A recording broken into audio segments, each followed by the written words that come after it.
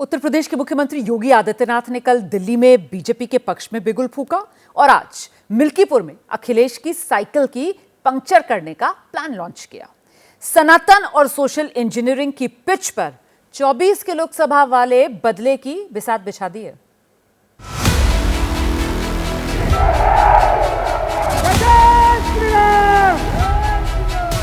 मिल्कीपुर में सीएम योगी ने कुछ इस तरह चुनावी सभा की शुरुआत की।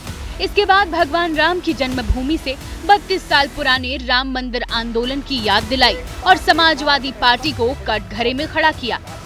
समाजवादी पार्टी का बस चलता तो अयोध्या से आपका नाम भी हटा देता।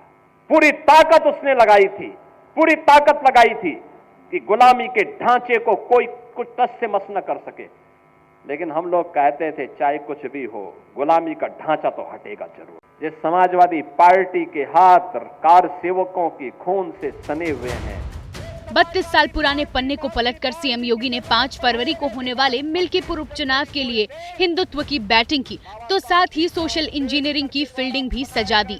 पूरा देश, पूरी दुनिया, हर सनातन धर्मावलंबी बिना जाति के, बिना पंथ के भेदभाव के एक संगम में स्नान कर रहा है, गौरव की अनुभूति कर रहा है।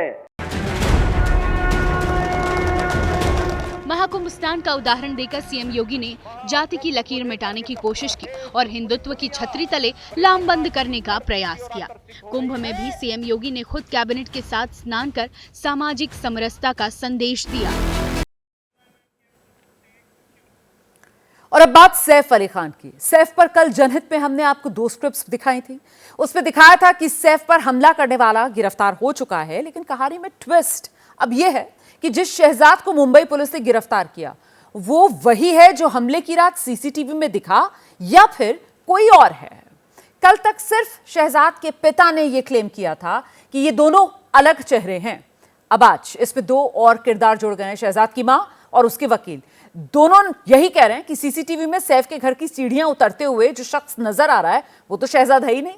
असल शहजाद वो है जो पुलिस की गिरफ्त में है, और क्योंकि असल शहजाद बांग्लादेशी घुसपैठिया है इसीलिए वो बलि का बकरा बनाया जा रहा है।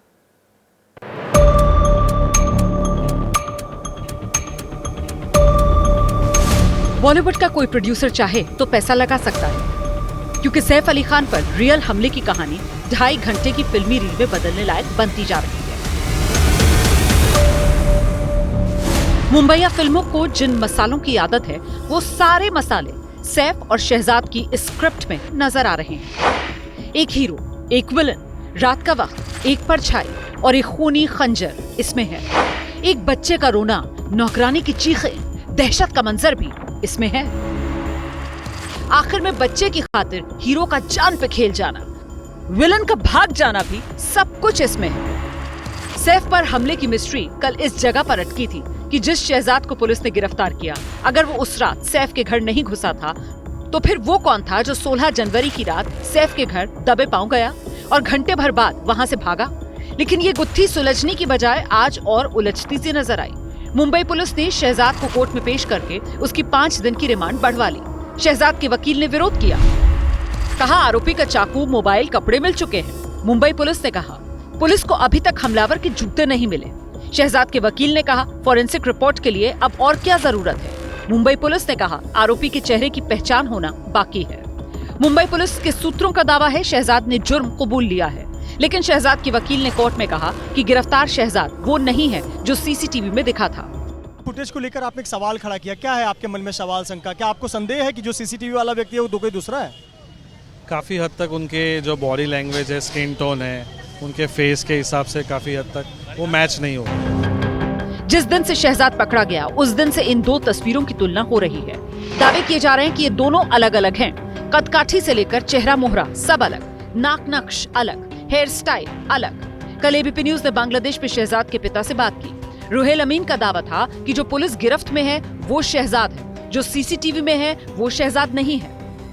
এখন এই যে ঘটনা ঘটেছে তার চেহারার সাথে ভিডিও ফুটেজে যে সিসি ক্যামেরায় যে ছবি, সে যে ছেলে যার ওই ভিডিও ফুটেজে যার ছবি, সেই ছবি একদম এই চোখের নিচ পর্যন্ত কিন্তু আমার ছেলে এইরকম চুল বড় রাখে না। সে চুল এই পাশ ছোট করে করে সে উপরে চুল দেয়। সে নিজে আমাদের দেশ থেকে বাংলাদেশ ছেড়ে সে ওখানে চলে গেছে আমাদের শুধু একমাত্র রাজনৈতিক কারণ। आज शहजाद की मां ने भी कहा सीसीटीवी में शहजाद नहीं, बेटे को पहचानने में वो धोखा नहीं खा सकती। হামলাকারীরে আমি দেখছি ওই আপনার এই খবরে, কিন্তু সে তো আমার ছেলের মতো দেখায় না, একটু চশমা দিয়ে পর্যন্ত দেখছি, এই মুখটা সাফিল দেখায়। कुछ और सवालों की तरफ बढ़ेंगे, लेकिन उससे पहले वो दावे देखिए जो अब तक पुलिस ने किए। मुंबई पुलिस का दावा है उसने हमले में इस्तेमाल चाकू के तीनों हिस्से बरामद कर लिए। आरोपी के कपड़े और उसका गमछा उसे मिल गया। सैफ के घर से शहजाद के फिंगरप्रिंट भी मिल चुके हैं।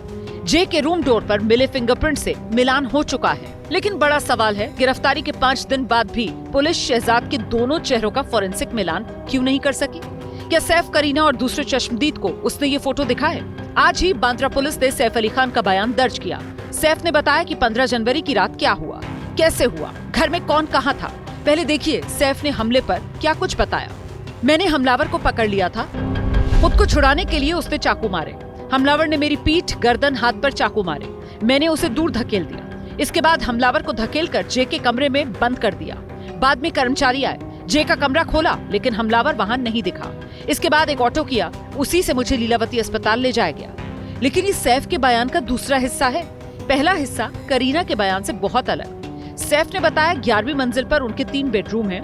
वो और करीना अपने बेडरूम में थे, दूसरे में तैमूर अपनी नानी गीता के साथ और तीसरे में जय अपनी नानी अलियामा के साथ था। इसके आगे सैफ और करीना के बयान में अंतर है। सैफ ने बताया जय का रोना और अलियामा की चीख सुनकर वो और करीना बेडरूम से निकले, जबकि करीना का बयान था कि वो 12वीं मंजिल पर थी, शोर सुनकर 11वीं मंजिल पर आई। बहरहाल ज्यादा फोकस शहजाद पर है, क्योंकि 2 तस्वीरों का सस्पेंस सैफ अली खान की सच्चाई से ज्यादा अहम होता जा रहा है, क्योंकि शहजाद में अब सियासी दिलचस्पी भी बढ़ रही है।